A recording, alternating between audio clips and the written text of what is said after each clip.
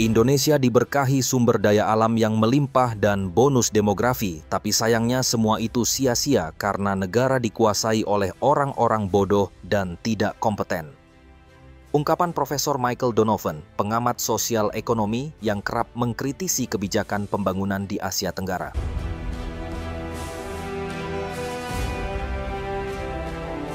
Di paruh pertama abad ke-20, Indonesia berada pada posisi yang bisa membuatnya melesat jauh melampaui banyak negara Asia.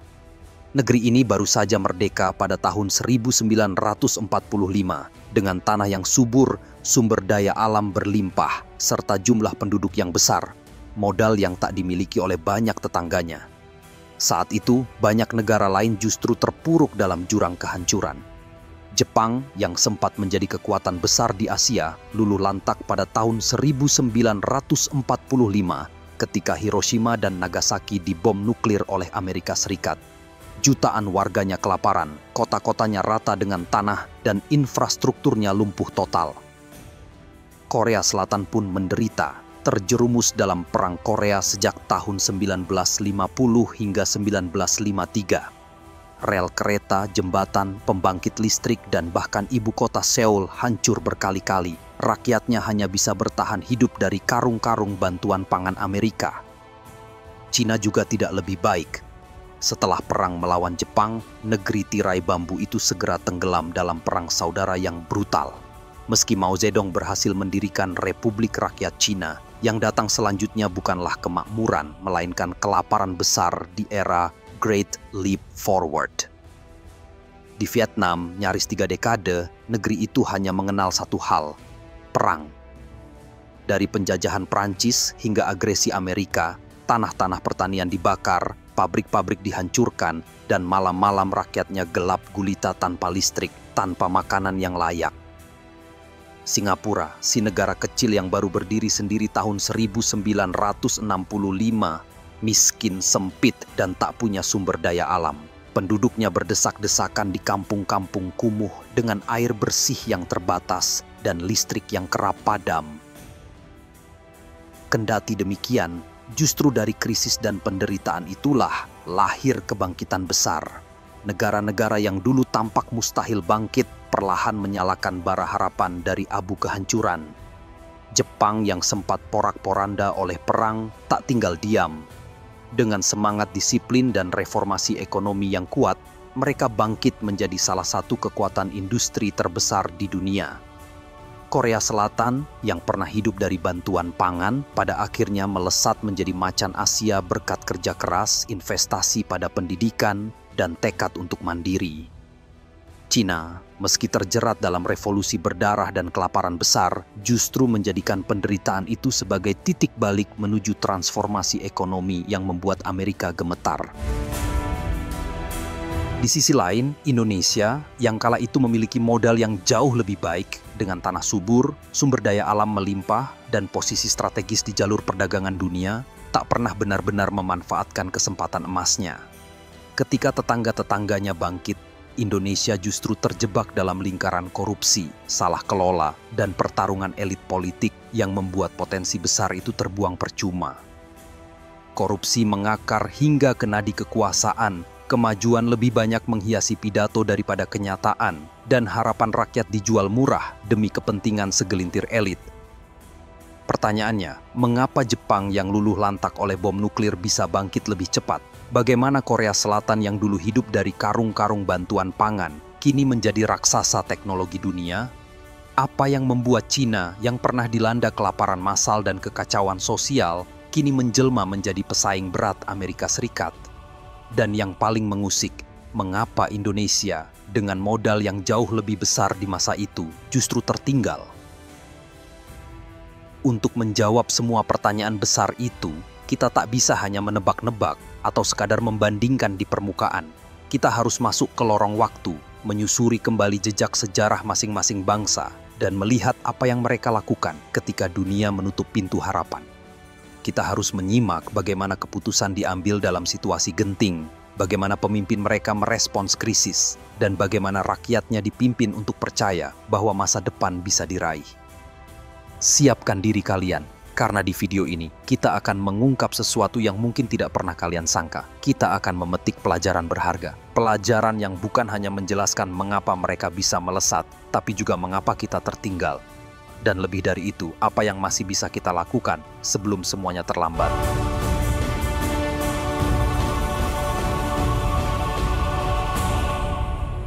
Jepang dibom 2 kali, dibangkitkan berkali-kali.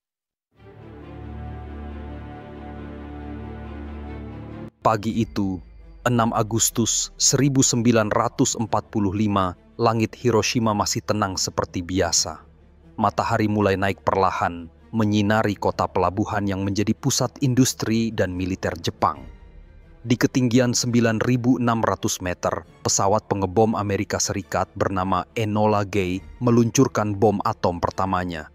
Detik-detik sebelum ledakan, sebagian warga melihat kilatan cahaya putih yang menyilaukan. Tak ubahnya matahari kedua yang jatuh ke bumi. Tapi itu bukan matahari. Itu adalah bom bernama Little Boy. Bom atom berbahan uranium dengan kekuatan setara 15.000 ton TNT. Dalam sepersekian detik, suhu di pusat ledakan mencapai 4.000 derajat Celcius, lebih panas dari permukaan matahari. Angin badai berkecepatan 1.000 km per jam, menghancurkan segala sesuatu dalam radius 1,6 km. Gedung-gedung beton runtuh seperti kardus basah, pohon-pohon terbakar hangus, dan manusia yang berada dekat ledakan menguap, meninggalkan jejak tragis yang disebut Hibakusha no Kage atau bayangan korban. Di kejauhan, mereka yang selamat berdiri terpaku, tetapi kulitnya mengelupas seperti kertas yang terbakar, rambut rontok, mata buta karena radiasi. Tak ada yang tahu apa itu radiasi. Mereka hanya merasakan mual yang hebat, mimisan tak berhenti, dan lemah yang tiba-tiba. Di rumah sakit yang tersisa, dokter kebingungan melihat pasien demam tinggi, disertai bercak ungu di kulit, gejala penyakit yang bernama atomic bomb disease. Tapi ini baru awal. Selama berhari-hari, kobaran api dari reruntuhan terus membakar kota, mengubur mayat di bawah abu. Sungai Ota, yang biasanya jernih, berubah menjadi kuburan terapung dengan tubuh-tubuh yang mengapung. Tak kurang dari 70.000 orang tewas seketika. 2 minggu kemudian, jumlah korban tewas mencapai 140.000, termasuk mereka yang mati karena luka dan radiasi. Para penyintas yang disebut Hibakusha berjalan di antara puing dengan kain kotor menutupi luka bakar. Mereka tak punya makanan, obat, atau tempat berlindung. Seorang guru sekolah dasar, Akiko Takakura, yang berada 300 meter dari pusat ledakan, selamat karena berada di balik tembok tebal. Ia menggambarkan pemandangan seperti neraka. Langit hitam, udara panas seperti oven, dan suara jeritan yang tak pernah berhenti. Tak ada yang tahu kapan bantuan akan datang.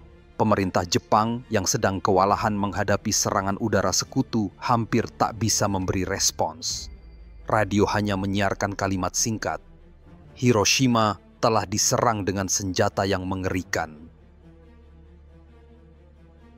3 hari kemudian, pada 9 Agustus 1945, fajar mulai menyingsing di Nagasaki. Kota pelabuhan di Pulau Kyushu ini sebenarnya bukan target utama. Bom atom kedua bernama Fat Man yang berbahan plutonium awalnya ditujukan ke kota Kokura. Tapi kabut asap dari serangan udara sebelumnya menghalangi pandangan pilot. Pesawat pembawa bom akhirnya memilih Nagasaki sebagai target alternatif. Pukul 11 waktu setempat, bom itu meledak di atas kawasan industri Urakami, sedikit meleset dari sasaran utama. Ledakannya jauh lebih kuat, 21.000 ton TNT. Tapi topografi Nagasaki yang berbukit menyelamatkan sebagian kota. Bagaimanapun, 40.000 orang tetap tewas seketika. Di gereja Katolik Sukusan yang menjadi pusat komunitas Kristen terbesar di Jepang, 8.500 jemaat sedang beribadah. Ledakan menghancurkan gereja, mengubur puluhan orang di bawah reruntuhan. Seorang perawat muda, Takashi Nagai, yang nanti dikenal sebagai dokter bom atom, berlari dari rumah sakit tempatnya bekerja.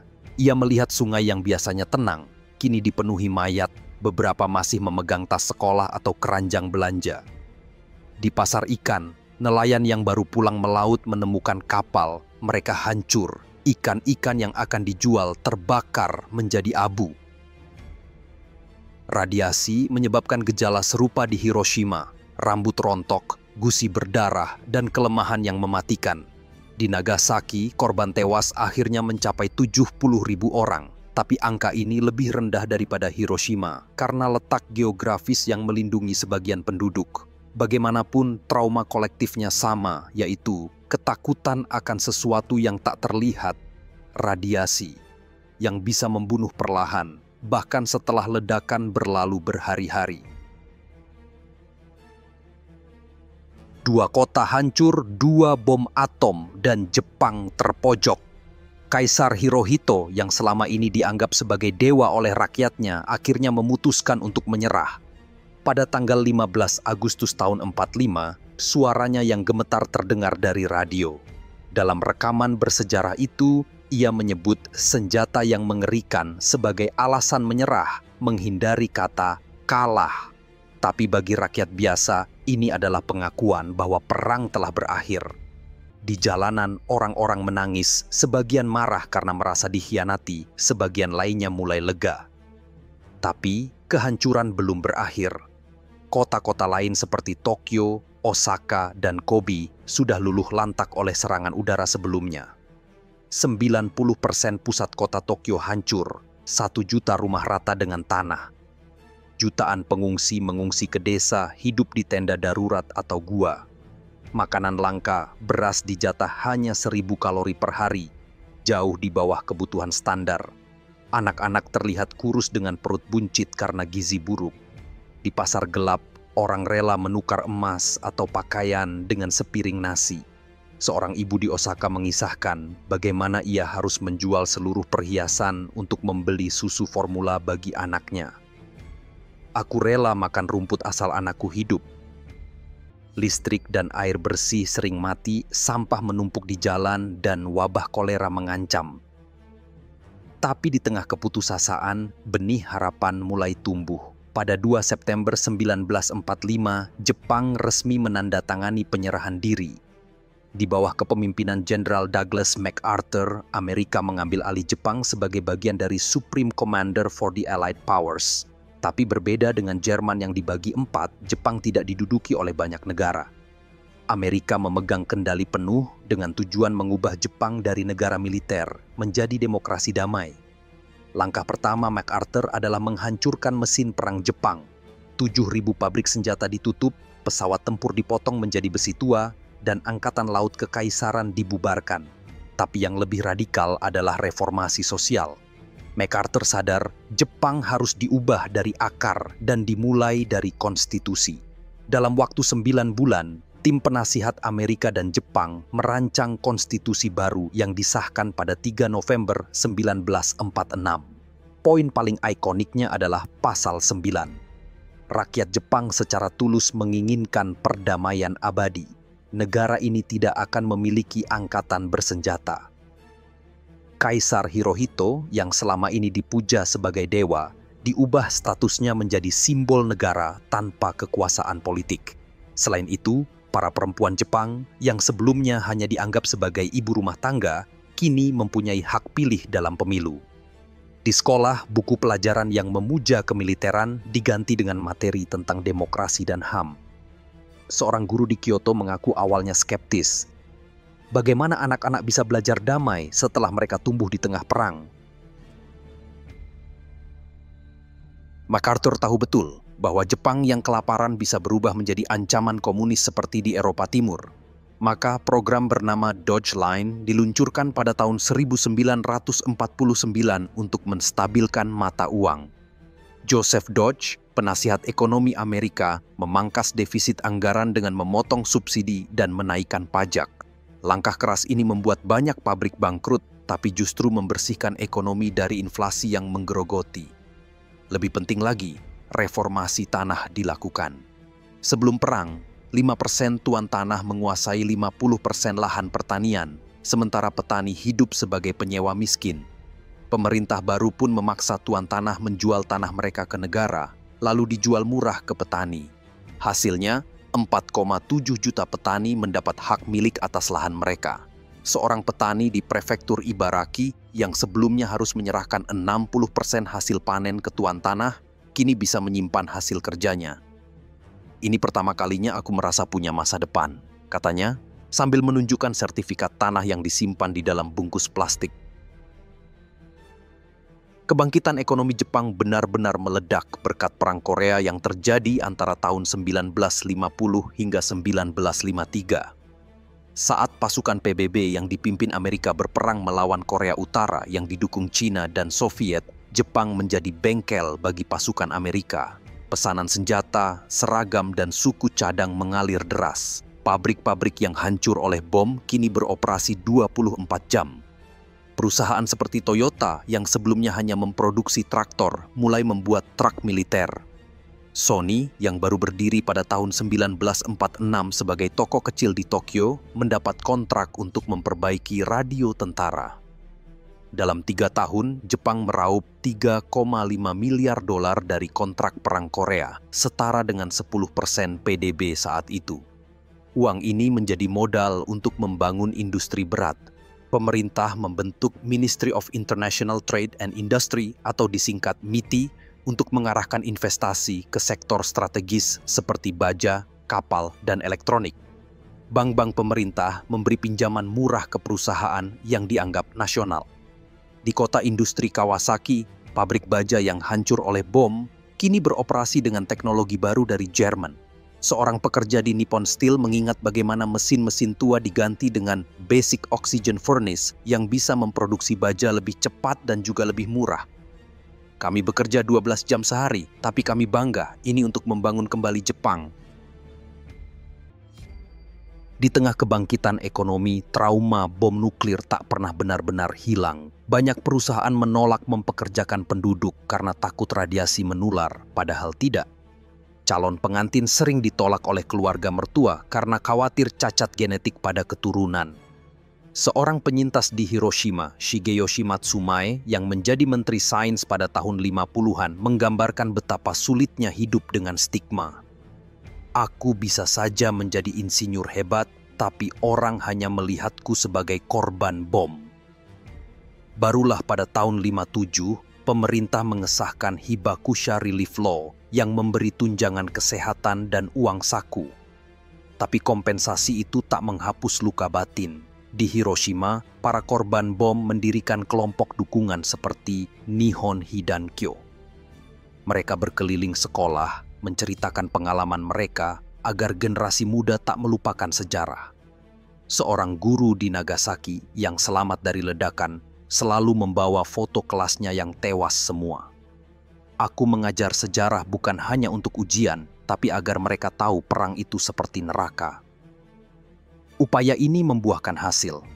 Pada tahun 1960-an, Hiroshima membangun Peace Memorial Park dengan Atomic Bomb Dome, yaitu gedung yang luluh lantak tapi sengaja dipertahankan sebagai simbol. Setiap 6 Agustus, ribuan orang berkumpul di sana untuk melepaskan lentera ke sungai untuk mendoakan korban. Lagu Tears of St. Mary's yang dinyanyikan oleh para korban yang masih hidup menjadi anthem perdamaian. Kebangkitan Jepang mencapai puncaknya pada tahun 1964 ketika Tokyo menjadi tuan rumah Olimpiade.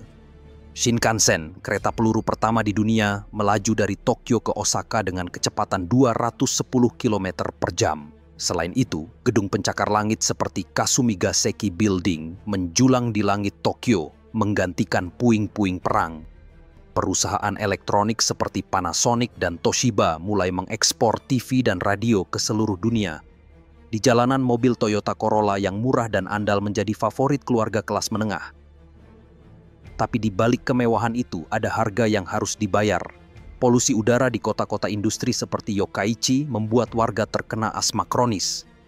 Limbah pabrik mencemari sungai menyebabkan penyakit itai-itai atau sakit tulang. Gerakan lingkungan mulai muncul, memaksa pemerintah mengesahkan Undang-Undang Polusi tahun 70-an. Namun secara keseluruhan, Jepang telah berubah dari negara hancur menjadi raksasa ekonomi. Pada tahun 80-an, PDB-nya menyusul Jerman sebagai terbesar kedua di dunia. Yang membuat kebangkitan Jepang unik adalah kemampuannya menggabungkan tradisi. Anak-anak belajar kaligrafi di sekolah, tapi juga memainkan Game Boy buatan Nintendo. Prinsip harmoni yang dulu dipakai untuk mempertahankan kekaisaran, kini diaplikasikan dalam manajemen perusahaan, diubah menjadi Kaizen dan Ringisei, di mana keduanya menjadi rahasia suksesnya Toyota di masa depan. Bahkan budaya salaryman atau pekerja kantoran lahir dari semangat disiplin yang dulunya dipakai tentara. Seorang eksekutif di Mitsubishi mengakui, "Kami tak meniru Barat begitu saja. Kami ambil yang terbaik, lalu sesuaikan dengan budaya Jepang." Hari ini, Hiroshima dan Nagasaki adalah kota modern dengan gedung-gedung tinggi dan pusat perbelanjaan.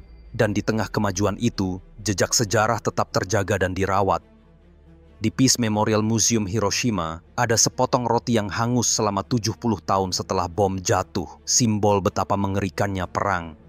Di Nagasaki, gereja Sukusan yang hancur kini dibangun ulang dengan tembok kaca yang memperlihatkan puing asli di bawahnya. Setiap tahun, wali kota membacakan deklarasi perdamaian, menyerukan penghapusan senjata nuklir. Pada tahun 2016, Presiden Obama menjadi pemimpin Amerika pertama yang mengunjungi Hiroshima. Ia tak meminta maaf, tapi menyatakan kita harus memiliki keberanian untuk meninggalkan mitos yang membuat kita terjebak dalam permusuhan. Kunjungan ini disambut hangat oleh rakyat. Kami tak pernah menyalahkan Amerika, tapi kami ingin semua orang tahu, perang bukan jawaban.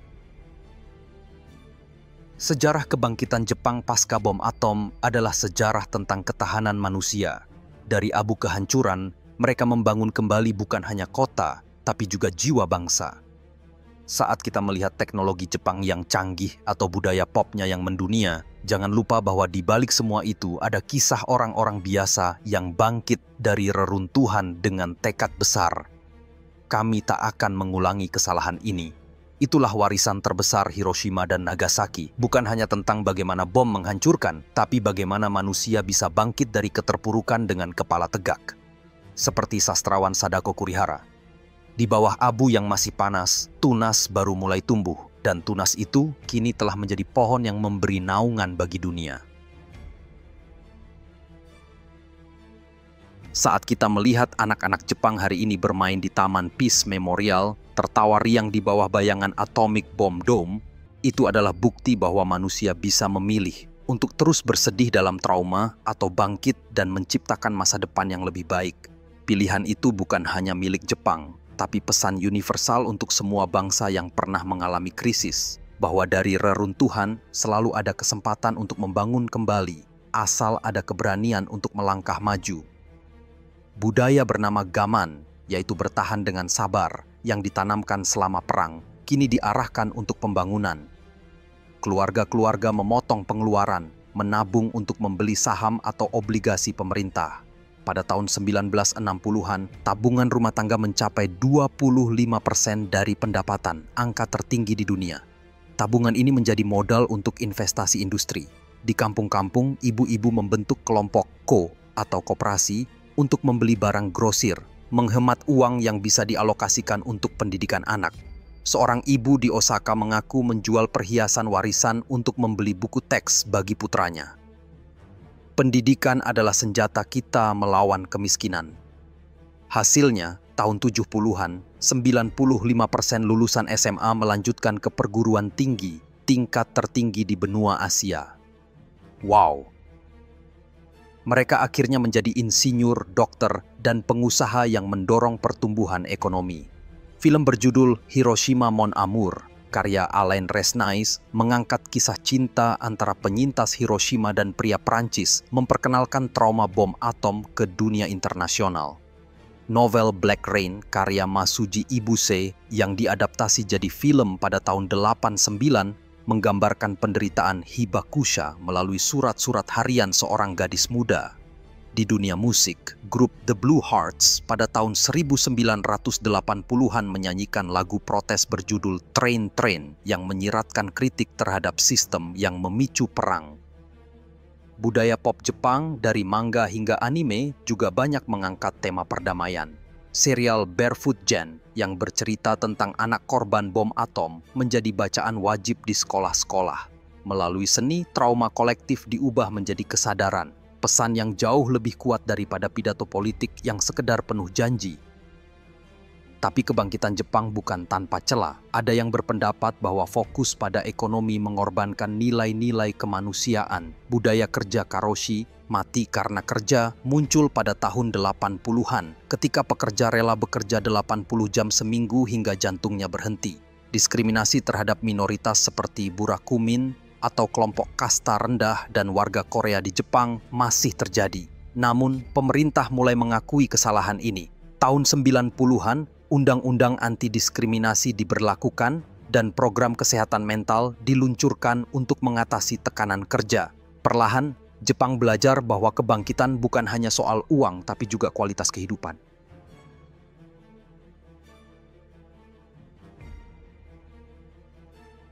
Chaebol, penyelamat sekaligus kutukan Korea Selatan.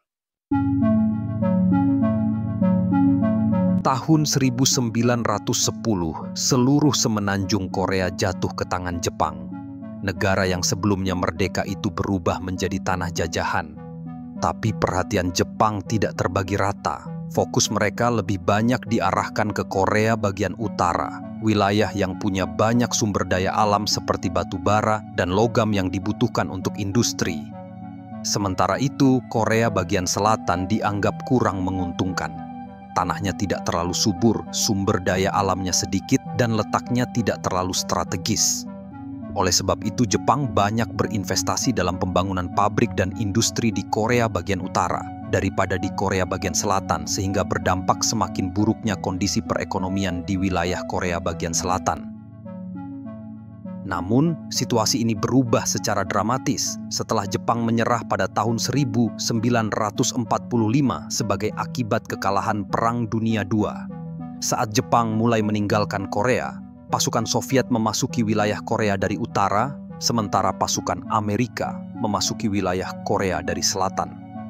Kedua negara asing ini memiliki tujuan dan ideologi yang berbeda, di mana Rusia dengan ideologi komunisnya mengangkat Kim Il-sung sebagai pemimpin Korea bagian utara, sementara Amerika dengan ideologi kapitalisnya mendukung Syngman Rhee untuk memimpin Korea bagian selatan. Pembagian ini menjadi awal pemisahan Korea yang menghasilkan dua negara yang memiliki sistem ideologi yang berbeda, di mana Korea Utara dengan ideologi komunis dan Korea Selatan dengan ideologi kapitalis. Perbedaan ideologi ini kemudian menjadi penyebab utama pecahnya perang di tahun 1950 antara Korea Selatan melawan Korea Utara. Perang Korea ini telah memperburuk kondisi kemiskinan di Korea Selatan hingga mencapai titik terendah yang sangat sulit diatasi, yang pada puncaknya Korea Selatan hanya memiliki wilayah kecil sekitar 14.000 km persegi atau sekitar 11% dari total luas seluruh semenanjung Korea. Namun, dengan dukungan besar dari Amerika Serikat, Korea Selatan berhasil merebut kembali sebagian besar wilayahnya yang hilang, sehingga pada tahun 1953, Perang Korea berakhir dengan Perjanjian Gencatan Senjata. Perjanjian ini berperan penting dalam menetapkan batas antara Korea Selatan dan Korea Utara dengan garis demarkasi militer.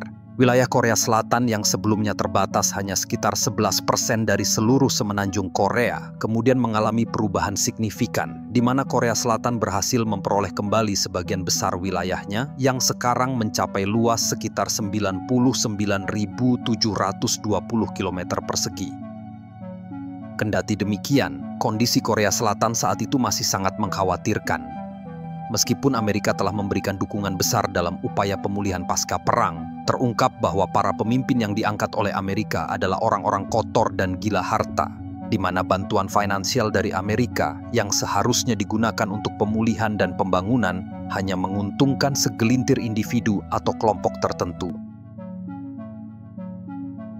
Maka tahun 1961, melihat kondisi ekonomi yang semakin merosot, seorang perwira militer bernama Park Chung-hee melancarkan kudeta di Korea Selatan, di mana ia mengambil alih kepemimpinan negara dan menjabat sebagai presiden baru. Park Chung-hee adalah sosok yang unik dalam sejarah Korea Selatan. Sebelum memegang kekuasaan, ia pernah menjalani pendidikan militer di Jepang selama masa pemerintahan kolonial Jepang di Korea. Pengalaman ini memperluas wawasannya tentang dunia dan ekonomi, serta membuatnya menyadari bahwa industrialisasi adalah kunci kemajuan ekonomi Korea Selatan, seperti yang pernah diterapkan oleh Jepang. Dengan tekad yang kuat, Park Chung-hee melaksanakan rencana ekonomi yang ambisius dan gila, di mana dia sendiri tidak menyangka bahwa rencana gilanya ini akan berdampak besar pada perkembangan masa depan Korea Selatan. Upaya ini, yang pada awalnya tampak gila, kemudian melahirkan kelompok konglomerat kaya raya yang dikenal sebagai Chaebol. Chaebol merupakan klan konglomerat yang memainkan peranan penting dalam memajukan perekonomian Korea Selatan melalui berbagai industri mendunia yang didirikannya, seperti Samsung, LG, KIA, Hyundai, dan lain sebagainya. Park Chung-hee dengan latar belakang pendidikan di Jepang terinspirasi oleh suksesnya ekonomi Jepang yang mengesankan. Ia teringat bahwa salah satu faktor kunci dalam perkembangan ekonomi Jepang di era industrialisasi tahun 1880-an adalah keterlibatan para Zaibatsu, yaitu klan Jepang yang mirip dengan klan Chaebol dalam konteks Korea Selatan. Zaibatsu di Jepang menguasai ekonomi dengan berbagai industri seperti Mitsubishi, Sumitomo, Nissan, Furukawa, dan Kawasaki. Zaibatsu bekerja sama dengan pemerintah dalam mengangkat ekonomi Jepang yang sebelumnya tertinggal jauh dari negara-negara barat, hingga akhirnya Jepang menjadi salah satu kekuatan besar dalam Perang Dunia II. Mengambil pelajaran dari keberhasilan Jepang tersebut, Park Chung-hee segera menjalin perjanjian kerjasama dengan klan Chaebol.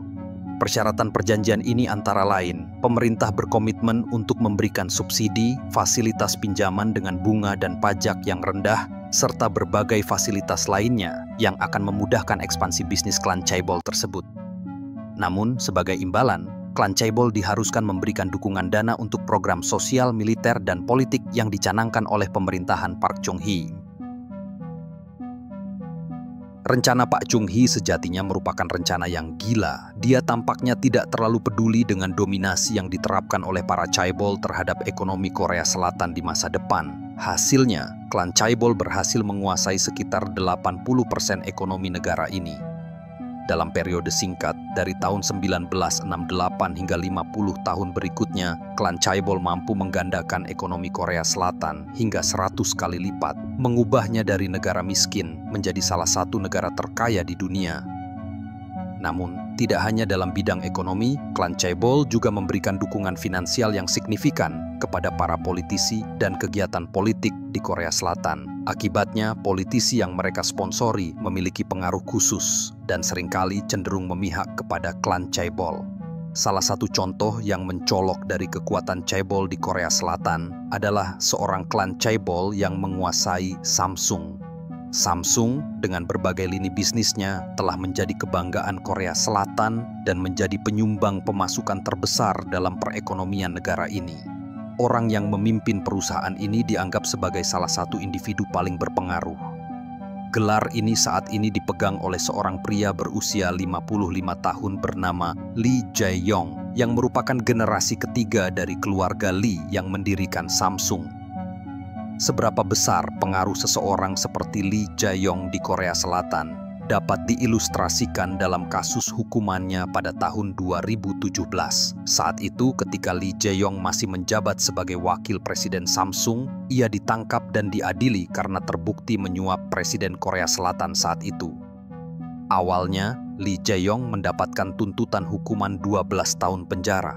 Namun, berkat tim legal Samsung dan pengaruh kuat Lee Jae-yong dalam pemerintahan Korea Selatan, maka hukuman penjaranya dikurangi menjadi hanya 5 tahun penjara.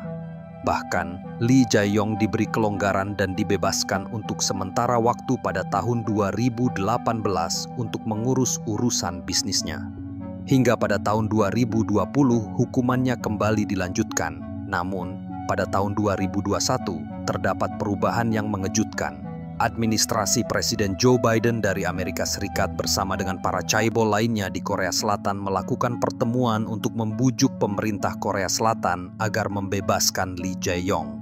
Alasan utamanya adalah kebutuhan mendesak untuk mengatasi krisis global dalam pasokan chip komputer, di mana Lee Jae-yong dianggap sebagai satu-satunya orang yang bisa membantu mengatasi masalah ini. Mendengar tekanan dari para chaebol dan sekutu internasional pada tanggal 13 Agustus 2021, Presiden Korea Selatan terpaksa memutuskan untuk membebaskan Lee Jae-yong, meskipun dengan beberapa syarat dan pembatasan yang ketat terkait aktivitas dan akses bisnisnya. 1 tahun kemudian, pada Agustus tahun 2022, Presiden Korea Selatan yang baru mengambil langkah lebih jauh dengan menghapuskan semua hukuman dan kriminalitas yang melibatkan Lee Jae-yong. Keputusan ini diambil dengan penekanan pada pentingnya stabilitas perusahaan Samsung dalam ekonomi Korea Selatan. Langkah ini akhirnya memungkinkan Lee Jae-yong untuk bebas dari penjara dan secara resmi membuatnya naik ke posisi direktur Samsung pada Oktober tahun 2022. Ini adalah contoh yang menunjukkan bahwa kekuatan klan chaebol berada di atas hukum. Pemerintah Korea Selatan yang dikendalikan oleh pengaruh kuat klan chaebol telah berdampak berbagai aspek kehidupan warga negara. Salah satu dampak yang paling mencolok adalah dalam sistem pendidikan, di mana sistem pendidikan di Korea Selatan didesain untuk menguntungkan klan chaebol. Kurikulum yang diajarkan dirancang khusus untuk mencetak tenaga kerja yang sangat diinginkan oleh perusahaan-perusahaan chaebol. Di lingkungan sekolah, murid-murid tidak diajarkan untuk berpikir kritis dan lebih banyak menerima apa yang tercantum di dalam buku teks. Kinerja mereka seringkali dinilai berdasarkan kemampuan menghafal daripada kemampuan berpikir kreatif. Selain itu, terdapat budaya unik di Korea Selatan di mana tekanan besar ditempatkan pada prestasi akademik. Banyak siswa berusaha keras untuk masuk ke universitas-universitas terkemuka karena mereka tahu bahwa lulus dari universitas tersebut akan meningkatkan peluang mereka untuk bekerja di salah satu perusahaan chaebol. Alasannya adalah karena perusahaan chaebol seringkali menawarkan gaji yang jauh lebih tinggi dibandingkan tempat kerja lainnya, serta berbagai keuntungan seperti bonus, jaminan kesehatan, dan berbagai fasilitas yang mereka terima. Berhasil diterima untuk bekerja di salah satu perusahaan chaebol terkemuka seperti Samsung dianggap sebagai tanda kesuksesan yang besar. Faktanya, sekitar 73% lulusan baru di Korea Selatan pertama-tama akan mencoba melamar pekerjaan di 3 perusahaan chaebol teratas, yaitu Samsung, Hyundai, dan SK. Jika mereka ditolak oleh perusahaan-perusahaan ini, maka mereka akan mencari pekerjaan di perusahaan chaebol lain yang secara hierarkis berada di bawahnya. Namun, jika mereka masih terus mengalami penolakan, masyarakat sekitar seringkali melabeli mereka sebagai orang yang gagal. Budaya ini sangat berbeda dari negara-negara kapitalis lainnya, di mana seseorang lebih dihargai jika menjadi wirausahawan atau membuka usaha sendiri. Di Korea Selatan, membuka usaha sendiri akan dihadapkan pada resiko besar, termasuk resiko kegagalan. Oleh karena itu, budaya tersebut mendorong banyak lulusan Korea Selatan untuk lebih memilih mencari pekerjaan tetap di perusahaan chaebol, di mana mereka dianggap lebih sukses oleh masyarakat daripada memulai bisnis sendiri. Membuka dan mengembangkan bisnis di Korea Selatan dapat menjadi tantangan yang sangat besar. Salah satu hambatan utama adalah akses ke modal, di mana bank-bank besar milik klan chaebol cenderung enggan meminjamkan dana kepada usaha-usaha kecil yang dianggap berisiko. Sebaliknya, mereka lebih suka meminjamkan dana kepada perusahaan-perusahaan baru yang didukung oleh para chaebol, yang berarti bahwa pengusaha kecil sering harus mencari sumber pendanaan di bank-bank kecil dengan bunga pinjaman yang jauh lebih tinggi. Klan chaebol seolah tidak membatasi diri dalam mendiversifikasi portofolio bisnis mereka. Sebagai contoh, kelompok chaebol Samsung di Korea Selatan tidak hanya bergerak di bidang elektronik, tetapi juga mencakup bank, asuransi, sekuritas, perkapalan, fashion, rumah sakit, hotel, bahkan proyek pembangunan seperti Burj Khalifa di Dubai dan Petronas Tower di Malaysia. Dalam hal ini, ambisi para chaebol untuk mendominasi berbagai sektor pasar sangat jelas terlihat, terutama di Korea Selatan. Dominasi chaebol dalam ekonomi Korea Selatan telah menciptakan ketidaksetaraan yang signifikan. Sebagian besar kekayaan dan peluang ekonomi terkonsentrasi di tangan beberapa keluarga chaebol terkaya, sementara sebagian besar penduduk bekerja dalam kondisi yang lebih sulit. Selain secara ekonomi, dampak dominasi klan Chaebol terhadap Korea Selatan terlihat pada kesenjangan gaya hidup yang ekstrim, seperti kebiasaan rakyat Korea Selatan yang gemar berhutang untuk membeli barang-barang branded atau menjalani gaya hidup yang mewah. Dan ini telah menjadi hal yang biasa di banyak warga Korea Selatan.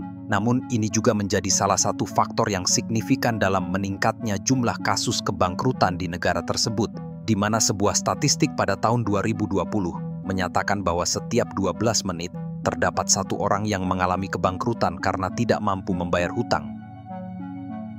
Demikianlah dilema yang dihadapi Korea Selatan akibat dominasi klan Chaebol. Di satu sisi, klan Chaebol telah memainkan peran yang sangat signifikan dalam pertumbuhan ekonomi negara ini. Namun di sisi lain, dominasi ini berdampak negatif terhadap negara sehingga memunculkan kesenjangan ekonomi, berkurangnya peran pemerintah dalam pengambilan keputusan negara, serta konsumerisme berlebihan yang semuanya menjadi tantangan serius bagi Korea Selatan di masa depan. Walau bagaimanapun, sejarah Korea Selatan adalah tentang bagaimana sebuah bangsa mengubah trauma menjadi seni. K-pop BTS menyanyikan lagu Spring Day yang diinterpretasikan sebagai doa untuk reunifikasi. Yang paling mengagumkan adalah transformasi dari negara miskin menjadi raksasa budaya. Tahun 1988, saat Olimpiade Seoul, hanya 10% rumah tangga punya microwave. Kini, 95% remaja memiliki smartphone. Kebangkitan sejati bukanlah tentang menjadi yang terkuat, tapi tentang tidak pernah kehilangan harapan meski di titik tergelap. Saat gempa bumi 2016 mengguncang Gyeongju, warga setempat menulis, "Kita pernah bangkit dari perang, apa sulitnya bangkit dari gempa?"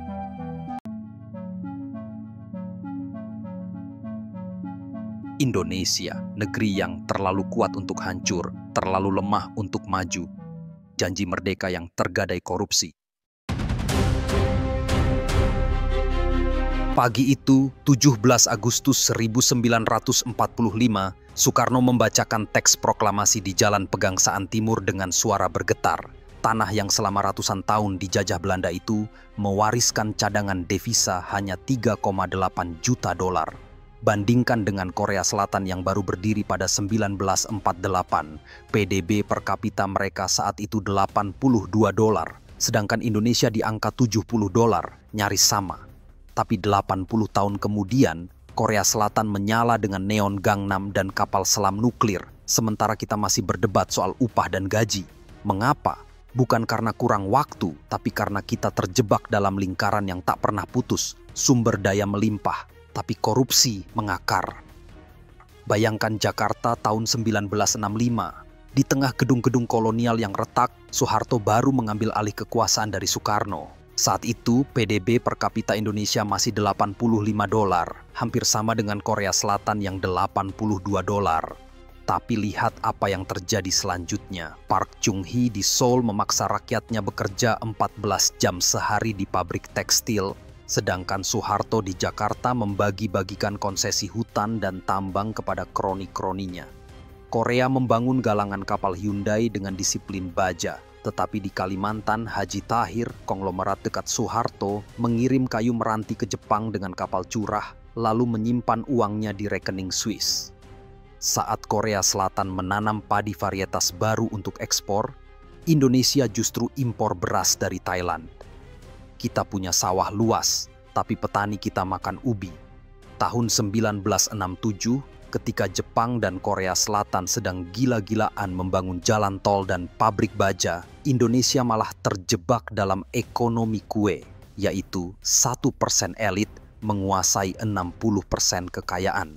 Di kantor pusat Pertamina, minyak yang seharusnya jadi modal pembangunan malah menguap dalam proyek fiktif. Sementara itu, di Seoul, pekerja pabrik tekstil Park Kyung-suk yang disebutkan dalam cerita Korea Selatan tadi, rela makan nasi dengan garam demi menabung membeli mesin jahit, dan anak cucunya kini jadi CEO Samsung.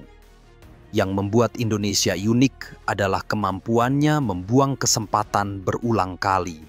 Tahun 1973, ketika harga minyak melambung pasca krisis Timur Tengah, Indonesia mendapat 100 miliar dolar dari minyak, uang yang cukup untuk membangun 100 universitas kelas dunia. Tapi apa yang terjadi? Uang itu habis untuk proyek mercusuar seperti Monas yang diperluas, stadion megah, dan rekening pribadi. Di Jepang, dana krisis minyak 1973 dipakai untuk riset energi surya, tapi di Indonesia untuk membeli pesawat jet pribadi bagi pejabat. Saat Korea Selatan pada 1980-an mengirim 10.000 insinyur ke Jerman untuk belajar teknologi chip, Indonesia justru mengirim duta besar ke negara kecil untuk misi diplomatik yang ujung-ujungnya belanja tas branded. Korupsi bukan hanya soal uang raib, tapi sistem yang mengubur masa depan. Ambil contoh kasus EKTP. Triliunan rupiah dikorupsi dari proyek identitas nasional, melibatkan 100 lebih pejabat termasuk anggota DPR. Uang yang seharusnya untuk cetak kartu identitas itu cukup membangun 11.500 sekolah. Di pedalaman Papua, anak-anak masih belajar di gubuk bambu tanpa listrik, sementara di Jakarta, anggota dewan yang korup joget-jogetan. Dana bantuan sosial dikorupsi 30%. Sementara di Korea Selatan, 95% bantuan langsung ke rakyat. Sumber daya alam yang melimpah justru menjadi jebakan. Indonesia adalah produsen minyak sawit nomor 1 dunia, tapi 80% diekspor mentah, sementara Malaysia yang lebih kecil sudah memprosesnya jadi kosmetik dan biodiesel. Di Kalimantan, hutan dibabat untuk kebun sawit, lalu tanahnya erosi karena hujan, tapi pabrik pengolahan tak pernah dibangun. Dulu, kami di Sumatera diberi janji, sawit akan bikin kaya, tapi yang kaya hanya perusahaan asing dan oknum pejabat. Lebih tragis lagi dengan nikel, kita ekspor 120 juta ton biji nikel per tahun ke Cina, lalu impor baterai litium jadi dengan harga 10 kali lipat. Padahal, ketika Cina sudah punya pabrik baterai di Morowali, kita baru mulai bangun smelter, dan itu pun mayoritas sahamnya milik asing.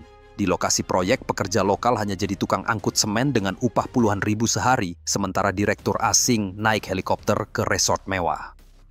Pendidikan, tulang punggung kemajuan negara lain, di Indonesia justru diabaikan. Pada 1960, Korea Selatan mengalokasikan 20% anggaran negara untuk pendidikan, Indonesia hanya 5%.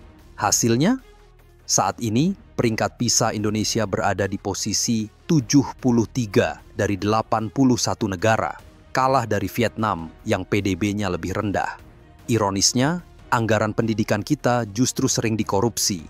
Tahun 2019, dana BOS, bantuan operasional sekolah, triliunan rupiah raib di 17 kabupaten. Dulu saya bermimpi jadi insinyur, kata siswa SMK di Lombok, yang kini jadi buruh migran di Malaysia. Tapi sekolah kami tidak punya laboratorium praktik.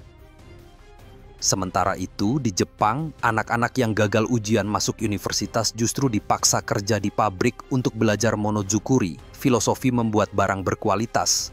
Kita malah biarkan lulusan SMK jadi tukang ojek. Yang paling menyakitkan adalah ketika kita melihat tetangga yang dulunya sama-sama miskin, kini jauh meninggalkan. Vietnam, yang perangnya lebih parah dari kita, kini ekspor elektroniknya melebihi Indonesia. Mereka punya Foxconn dan Samsung yang memproduksi iPhone. Kita masih impor komponen elektronik dari Cina.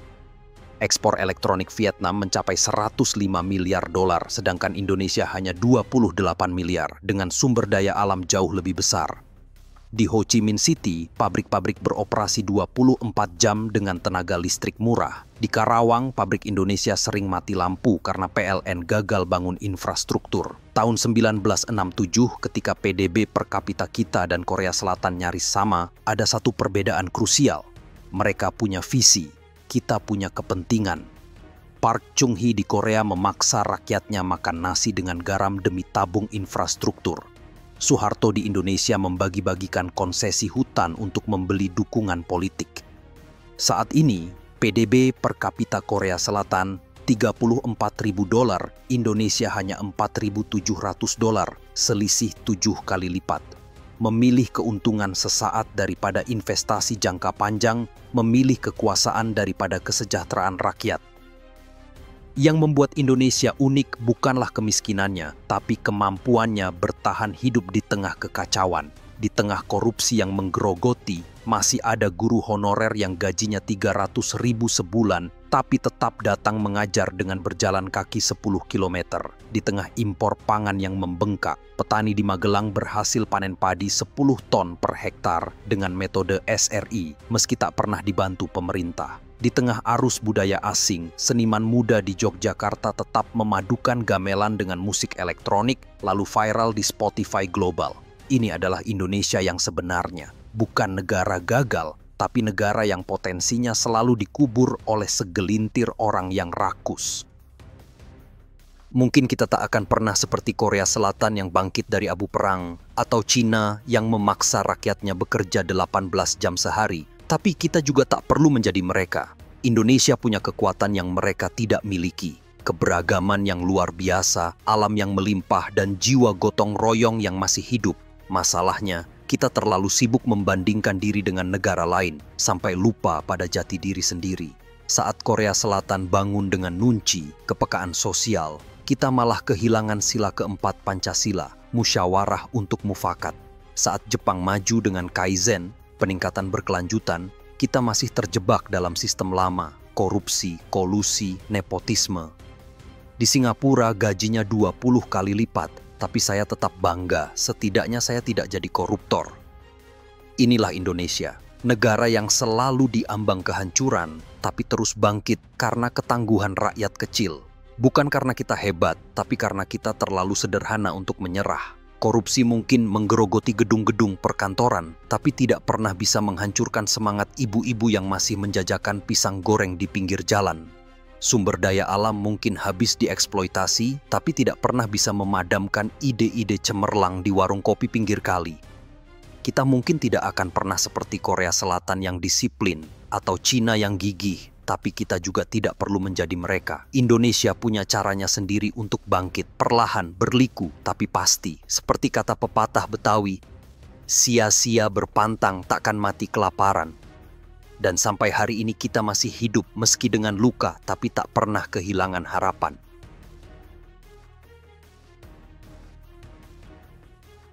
Bangkitnya sang naga, 1000 luka, 1 tekad, dari gerobak kayu ke kereta cepat.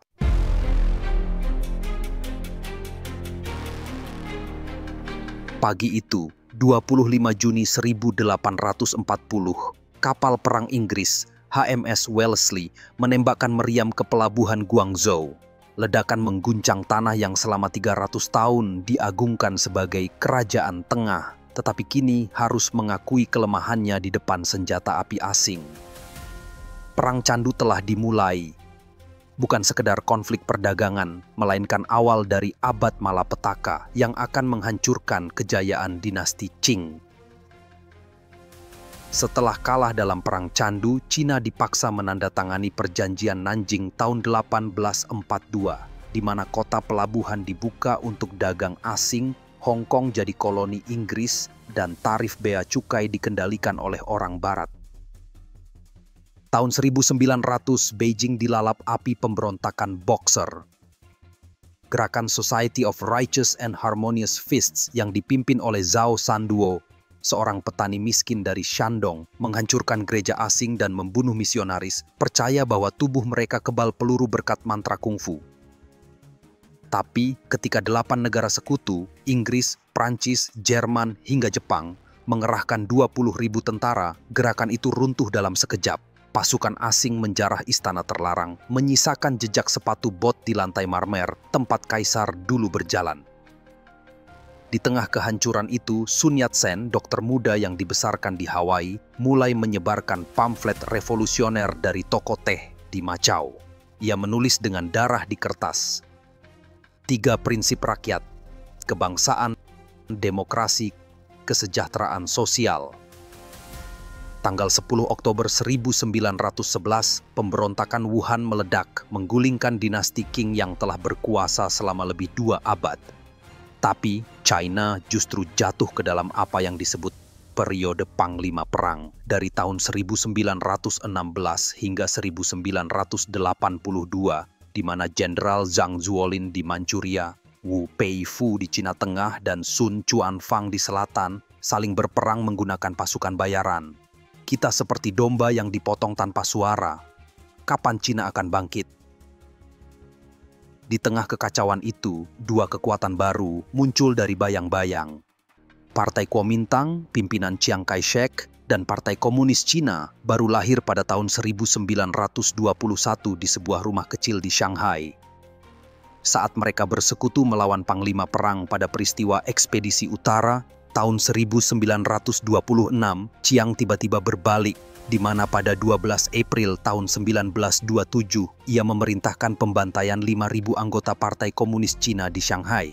Mao Zedong yang selamat dengan melarikan diri ke pegunungan Jinggangshan, mengubah desa terpencil menjadi markas gerilya. Di sana, ia mengajarkan petani buta huruf tentang cara membaca menggunakan bambu sebagai kapur tulis. Revolusi bukanlah pesta teh sambil menunjukkan luka peluru di lengannya. Tapi ancaman terbesar datang dari luar, 18 September 1931, di mana Jepang menciptakan insiden Mukden dengan meledakkan rel kereta palsu lalu menginvasi Manchuria. Dalam 3 bulan, seluruh timur laut Cina jatuh. Di Harbin, seorang guru perempuan bernama Zhao Yiman memimpin pasukan gerilya melawan tentara Jepang sampai ditangkap dan disiksa hingga mati pada tahun 1936. Surat terakhirnya untuk putranya menjadi legenda. Ibu tidak bisa melihatmu tumbuh, tapi berjanjilah, jadilah orang yang membuat Cina bangga. Perang melawan Jepang dari tahun 1937 hingga 1945 menghancurkan segalanya. Pada bulan Desember tahun 1937, tentara Jepang melakukan pembantaian Nanjing, di mana 300.000 warga sipil dihabisi. Seorang dokter Jerman, John Rabe, menyelamatkan 250.000 nyawa dengan mendirikan zona aman, tapi kekejaman itu meninggalkan luka yang tak pernah sembuh. Saat Chiang Kai-shek mundur ke Chongqing, Mao Zedong memperluas basis di Yan'an dengan strategi lautan manusia, di mana petani diberi tanah, tentara hidup bersama rakyat, dan setiap desa punya pos jaga malam. Di sana, tahun 1942, Mao Zedong meluncurkan Gerakan Perbaikan Yan'an. Bukan hanya untuk membersihkan partai dari pengkhianat, tapi juga mengajarkan 5.000 intelektual tentang cara berbicara dengan bahasa rakyat. Seorang penulis bernama Ding Ling, yang sebelumnya menulis puisi cinta, kini menulis novel The Sun Shines Over Sanggan River tentang reforma agraria. Kita harus menjadi air yang menyatu dengan lumpur. Setelah Jepang menyerah pada tahun 1945, Perang Saudara kembali meletus. Chiang Kai-shek dengan bantuan Amerika menguasai kota-kota besar. Tapi Mao Zedong telah berhasil memenangkan hati petani dengan membagikan tanah milik tuan tanah. Dalam pertempuran Huaihai tahun 1948, 5,4 juta rakyat sipil membawa makanan dan amunisi ke garis depan menggunakan gerobak kayu.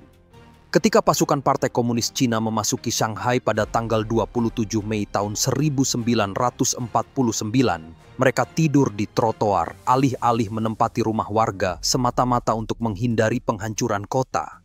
1 Oktober tahun 49, di depan 300.000 orang di lapangan Tiananmen, Mao Zedong mengumandangkan kelahiran Republik Rakyat Cina dengan suara bergetar. Rakyat Cina telah bangkit. Tapi sayangnya, ekonomi hancur, 80% penduduk buta huruf dan 40 juta orang kelaparan. Tahun 1958, Mao Zedong meluncurkan Great Leap Forward, yang secara harfiah berarti lompatan jauh ke depan, yaitu mimpi gila untuk mengubah Cina menjadi negara industri hanya dalam 3 tahun. Di desa-desa, warga diminta membangun dapur umum dan peleburan besi tradisional, backyard furnaces.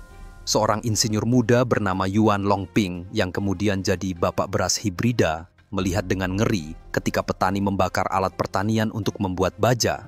Kita tidak bisa makan baja, tapi protesnya dianggap anti-revolusi. Akibatnya, gagal panen tahun 1959 hingga 1961 memicu kelaparan terburuk sepanjang sejarah, di mana 45 juta orang tewas. Di kota Anyang, mayat dikubur di kebun sayur karena kuburan penuh. Namun di tengah kematian, Yuan diam-diam menyelundupkan sampel padi ke laboratorium rahasia, berjanji pada diri sendiri, Aku akan pastikan Cina tidak akan kelaparan lagi. Krisis berikutnya datang tahun 1966. Revolusi kebudayaan. Mao Zedong, karena takut partai kehilangan semangat revolusioner, mengirim pasukan merah yang terdiri dari remaja pelajar untuk menghancurkan apa yang disebut sebagai 4 lama, yaitu kebiasaan lama, budaya lama, kebiasaan lama, dan gagasan lama. Di Universitas Tsinghua Beijing, mahasiswa menghancurkan naskah kuno dinasti Ming, sementara di kuil Kongzi Kufu, patung sang filsuf diinjak-injak. Seorang guru bernama Fang Lizi dipaksa memakai topi keledai dan membersihkan kotoran babi selama berbulan-bulan. Tapi di balik kekacauan, benih perubahan terus tumbuh. Tahun 1970, satelit Dongfang Hong 1 diluncurkan dan di laboratorium terpencil, ilmuwan Tu Yoyu menemukan artemisinin dari tanaman tradisional untuk melawan malaria. Penemuan yang kelak menyelamatkan 500 juta nyawa dan memenangkan Nobel tahun 2015. Kematian Mao Zedong pada tanggal 9 September tahun 76 membuka jalan untuk kebangkitan baru. Deng Xiaoping, pemimpin yang pernah diasingkan 2 kali selama revolusi kebudayaan, mengambil alih kekuasaan dengan kalimat ikonik. Tidak masalah, kucing itu hitam atau putih, yang penting bisa menangkap tikus. Tahun 78, Deng Xiaoping meluncurkan reformasi dan pembukaan, mengubah Cina dari masyarakat kolektif menjadi mesin ekonomi kapitalis dengan wajah sosialis. Tahun 1980, ketika pekerja migran seperti Liang Guangwei tiba dengan sepeda tua dari Guangdong, mereka hanya melihat sawah dan jalan berlumpur. Tapi dalam 5 tahun, gedung pencakar langit tumbuh seperti jamur. Pabrik tekstil beroperasi 24 jam, dan Liang Guangwei yang awalnya jadi tukang bangunan, kini memiliki toko suku cadang motor. Dulu kami makan bubur jagung, sekarang bisa beli TV Jepang. Tahun 1992, dalam sebuah perjalanan ke selatan yang legendaris, Deng Xiaoping berkunjung ke Shenzhen dan mengatakan, reformasi harus lebih berani. Kita harus menciptakan keajaiban. Hasilnya meledak. PDB tumbuh 10% per tahun. Ekspor melonjak dari 27,4 miliar dolar tahun 90 menjadi 2,6 triliun dolar tahun 2013. Di kota Suzhou, pabrik elektronik milik Foxconn mempekerjakan 300.000 pekerja yang bekerja dalam 3 shift. Sementara itu, di Hangzhou, Jack Ma, mantan guru bahasa Inggris yang ditolak Harvard sebanyak 10 kali, mendirikan Alibaba dari apartemen kecil pada tahun 99. Saat krisis finansial Asia tahun 97 menghancurkan negara lain, Cina justru memperkuat infrastruktur, di mana pada 2008, ketika Olimpiade Beijing digelar, 18.000 kilometer jalan tol baru telah menghubungkan desa-desa terpencil dan kereta cepat Beijing-Tianjin beroperasi dengan kecepatan 350 km per jam, lebih cepat dari angin yang dulu menghancurkan istana musim panas. Yang membuat kebangkitan Cina unik adalah kemampuannya menggabungkan tradisi dengan modernitas. Di desa Wuyuan Jiangxi, petani masih menanam padi di sawah ala dinasti Tang, tapi menggunakan drone untuk menyemprot pestisida. Di kuil kuno Shaolin, biarawan berlatih kungfu sambil memakai smartwatch untuk mengukur detak jantung. Bahkan, Partai Komunis yang dulu membakar kitab Konghucu, kini mempromosikan kebudayaan tradisional Cina sebagai fondasi ideologi. Tahun 2013, Xi Jinping meluncurkan Belt and Road Initiative, yaitu inisiatif untuk menghidupkan kembali jalur sutra dengan investasi 1 triliun dolar di 140 negara. Di Pelabuhan Piraeus Yunani, buruh Cina dan Yunani bekerja bersama memperluas dermaga, sementara di Kenya, kereta cepat Nairobi-Mombasa dibangun oleh perusahaan Cina, mengurangi waktu tempuh dari 10 jam menjadi 4 jam. Warga negara yang bekerja sebagai sopir kini mengemudikan kereta listrik tanpa suara. Dulu kami lari dari perang, sekarang kami membawa perdamaian. Tapi kemajuan itu tak lepas dari bayang-bayang krisis. Tahun 2003, wabah virus SARS menginfeksi 8.000 orang dan membunuh 774 jiwa. Tapi dari trauma itu, Cina membangun sistem kesehatan darurat tercanggih, sehingga saat pandemi COVID-19 melanda pada tahun 2020, pabrik masker di Xiantao memproduksi 20 juta masker per hari. Di Wuhan, seorang perawat menghabiskan 72 jam non-stop di rumah sakit darurat Huoshenshan, tapi tetap tersenyum saat video call dengan anaknya. Ibu sedang membangun tembok melawan virus seperti tembok besar melawan musuh. Saat banjir Sungai Yangtze tahun 98 menghancurkan 5 juta rumah, 10 juta tentara dan warga sipil bekerja berbulan-bulan membangun tanggul baru. Seorang pensiunan tentara bernama Liu Guoxi yang kaki kanannya diamputasi di Perang Korea ikut mengangkat karung pasir dengan kruk. Saat gempa Wenchuan tahun 2008 merenggut 87.000 nyawa, relawan seperti Chen Guangbiao, miliarder sampah, mengirim 100 truk bantuan dalam 24 jam. Bahkan dalam konflik geopolitik, Cina sangat beradaptasi. Ketika Amerika memblokir chip semikonduktor pada tahun 2019, perusahaan seperti SMIC dan Huawei mempercepat riset lokal. Di laboratorium Huawei Shenzhen, insinyur bekerja 18 jam sehari mengembangkan chip Kirin 9000 tanpa akses ke teknologi Amerika. Mereka pikir kami akan menyerah, tapi kami justru belajar berjalan tanpa tongkat. Yang paling mengagumkan adalah transformasi dari negara miskin menjadi raksasa teknologi. Tahun 78, hanya 0,05% rumah tangga Cina punya telepon. Kini, 1,05 miliar orang menggunakan smartphone.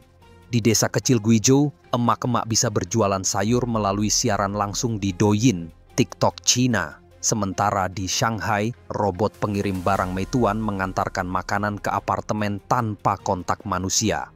Bahkan, seni tradisional seperti opera Peking dihidupkan kembali lewat game Honkai Impact Third yang memasukkan tokoh wanita dengan kostum dinasti Tang. Dari reruntuhan Perang Candu hingga menjadi kekuatan ekonomi terbesar kedua dunia, perjalanan Cina adalah kisah tentang ketahanan yang lahir dari penderitaan. Kami tidak lahir dari keberuntungan, tapi dari tekad yang tak pernah bermalas-malasan. Di Hiroshima, wali kota Cina pernah berpidato, "Kami tidak melupakan sejarah, tapi kami tidak hidup di dalamnya. Kami menggunakan masa lalu sebagai kompas, bukan sebagai beban." Bahkan dalam konflik dengan Jepang, Cina memilih diplomasi ekonomi. Tahun 2023, perdagangan Cina-Jepang mencapai 357 miliar dolar, dan kereta cepat Vaksin yang dipakai di Jepang adalah hasil kolaborasi teknologi kedua negara.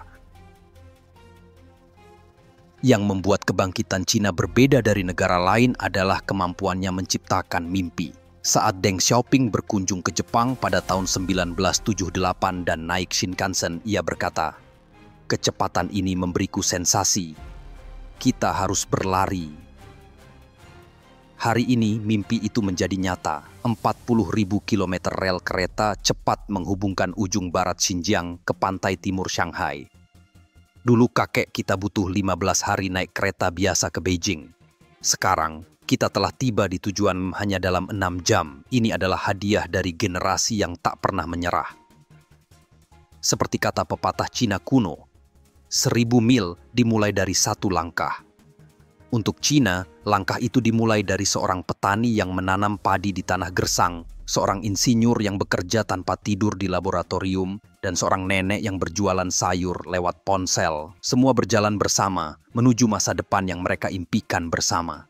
Hari ini, pohon cemara tumbuh dari tanah yang dulu berlumuran darah. Seorang guru mengajarkan murid-muridnya cara melipat origami burung crane, bukan sebagai simbol duka, tapi sebagai pengingat. Setiap sayap yang rusak bisa pulih selama kita percaya pada angin yang akan membawanya terbang lagi. Ketika kapal-kapal Cina berlayar di Laut Cina Selatan dan satelit Beidou mengorbit bumi, dunia menyaksikan kebangkitan yang lahir dari abu perang dan kelaparan.